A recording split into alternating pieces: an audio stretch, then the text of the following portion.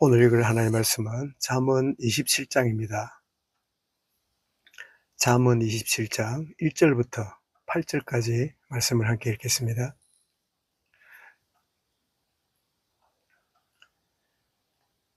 잠언 27장 1절부터 8절까지 같이 읽습니다. 1절부터입니다. 너는 내일 일을 자랑하지 말라. 하루 동안에 무슨 일이 일어날는지 네가 알 수 없음이니라. 타인이 너를 칭찬하게 하고 네 입으로는 하지 말며 외인이 너를 칭찬하게 하고 내 입술로는 하지 말지니라. 돌은 무겁고 모래도 가볍지 아니하거니와 미련한 자의 분노는 이 둘보다 무거우니라. 부는 잔인하고 노는 창수 같거니와 투기 앞에서야 누가 서리요. 면책은 숨은 사랑보다 나으니라. 친구의 아픈 책망은 충직으로 말미암는 것이느냐.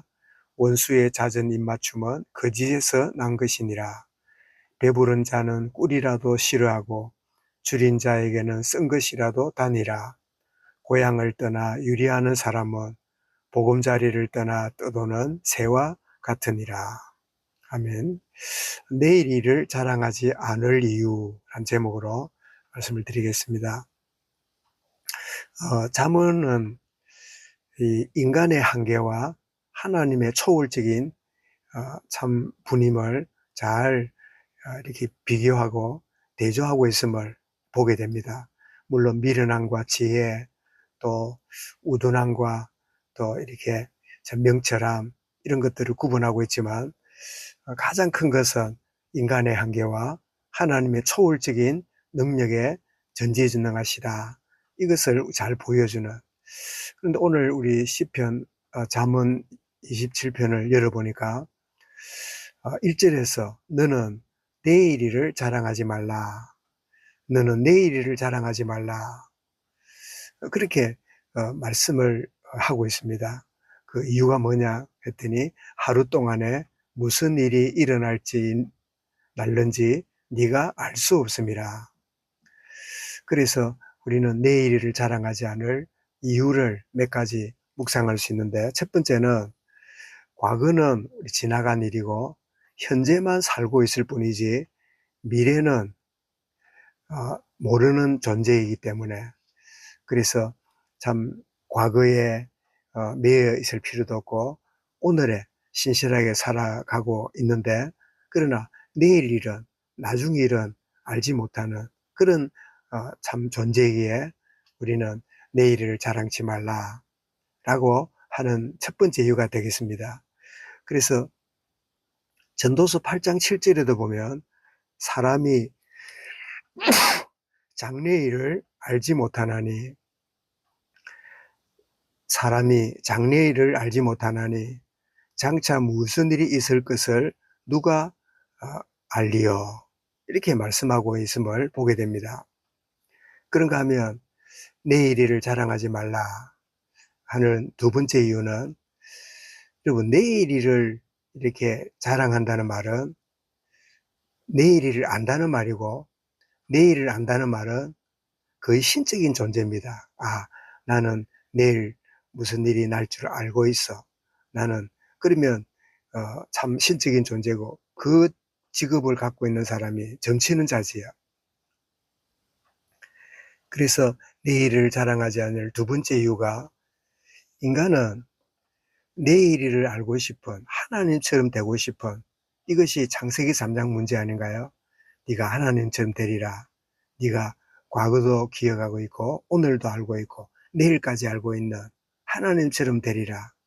그래서 하나님만이 모든 것을 아시고 미래를 알고 계시는데 네가 하나님처럼 되리라. 그래서 내일을 자랑한다는 말은 본 자신도, 자신이 하나님처럼 되는 그런 자리에 가기 때문에 내일을 자랑치 말라. 이렇게 두 번째 이유를 우리 알게 되겠고, 오늘 세 번째 보면 3절에 보니까 고향을 떠나 유리하는 사람은 보금자리를 떠나 떠도는 새와 같으니라. 저는 이 말씀을 접하게 될 때, 고향을 떠나 유리하는 존재, 이게 창세기 3장에 선악과를 먹고 하나님을 떠나서 참 바벨탑을 쌓고 참 인본주의를 쓰고 자기 몸부림치면서 살아가는 참 인간의 모습을 이렇게 고향을 떠나 유리하고 떠도는 새와 같은 그런 존재구나. 그렇다면 참 고향을 떠나 유리하는 존재고 보금자리 떠나는 새와 같다면 내일을 자랑할 수 없는 그저 하루하루가 은혜 가운데 살 뿐이지 내일까지 내가 염려하고 참 걱정하고 준비한들 아무런 소용이 없는 그런 존재이기 때문에 내일 일을 자랑하지 않아야 된다 하는 이유가 될 수 있겠습니다. 그렇다면 우리는 내일 일을 참 알지 못하는 내가 내일 일을 내 미래를 아시는 전지전능하신 하나님께 온전히 하나님께 맡기고 하나님을 의지하고 나아가는 것이 바로 내일을 자랑치 말라고 하는 참된 이유구나.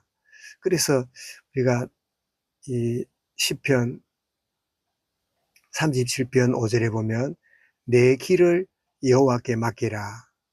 너의 길을 너의 장래를 여호와께 맡기라. 그렇게 말씀하고 있고, 그런데 흥미롭게도 시편 55편 22절에는 네 짐을 여호와께 맡기라. 그래서 너의 길, 너의 미래, 장래를 하나님께 맡겨라. 하나님이 인도하신다. 그리고 네가 살아가는 수많은 짐들 여호와께 맡기라 라고 맡기라는 말씀에 그렇게 말씀하고 있고, 우리 읽었던 잠언 16장 13절에는 너의 행사를 너의 모든 계획과 하고자 하는 모든 것들을 여호와께 맡기라.